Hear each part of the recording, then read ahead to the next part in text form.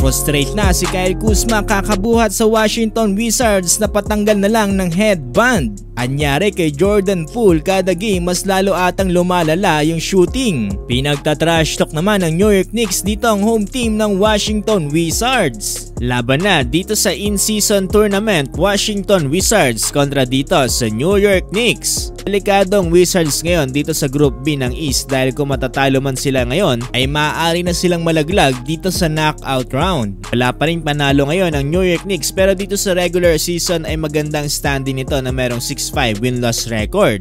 Samantalang pang-14 kasi ngayon dito sa standing ang Wizards na meron namang 2-9 win-loss record at 4 sa kanilang huling laro ay puro talo. So dito na tayo, home court advantage para dito sa Washington Wizards. Starting 5 nila ay sila Kuzma, Avdija, Gafford, Jones at si Jordan Poole. Mantalang dito naman sa New York Knicks ay sila Randle, Robinson, Bronson, Hart at si DiVincenzo.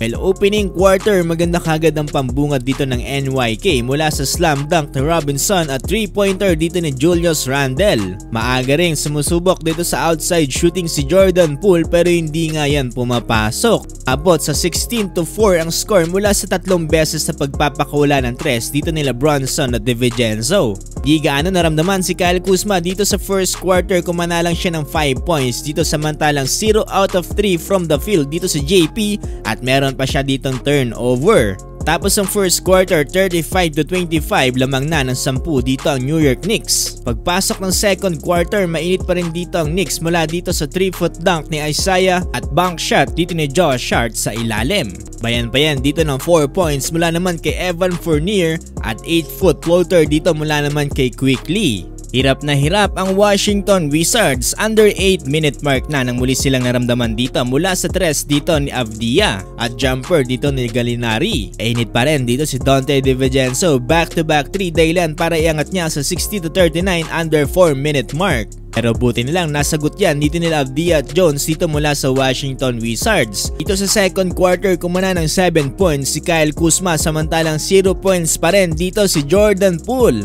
Natapos ang first half 65-54. Pagpasok ng third quarter, eto na, Jordan Poole on the run, kumana ito ng 2 beses na driving layup. Unti-unting gumaganda yung team effort dito ng Washington Wizards. Nasundan pa yan dito ng 5 points mula kay Jones at 3-pointer dito ni Kyle Kuzma. Ulit pa yan ulit dito ng another 5 points conversion mula dito kay Bilal at kay Corey Kispert. Dahilan para maibaba na lamang nila sa 5 kalamangan ng New York Knicks 89-84 by the end of third quarter. Pasok ng fourth quarter, alat pa rin dito ni Jordan Poole samantalang todo buhat naman dito sila Avdija at Kyle Kuzma. Pero eto, kung maalat si Jordan Poole, mas lalo naman nagiinit dito ang New York Knicks sa pangunayan dito ni Jalen Bronson. Ayan pa yan ng another 5 points conversion dito ni Quickley mula sa kanyang 3 at jumper. Inaasar-asar pa nga dito ni Quickley ang home team. Under 2-minute mark, napufrustrate na si Kyle Kuzma dahil hindi niya na nagugustuhan yung mga tawag ng ref. Dahil nga sa sobrang pagkainis ay nabato niya pa yung headband niya dito.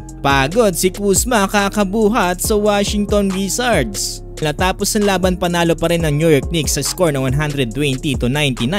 Nanguna dyan si Bronson with 32 points na sinusundan ni Randle with 22 points. Samantalang dito naman sa Washington Wizards, 19 points para kay Kyle Kuzma samantalang Avdija 18 points. 8 points lang para dito kay Jordan Poole at meron pang negative 18 sa plus and minus.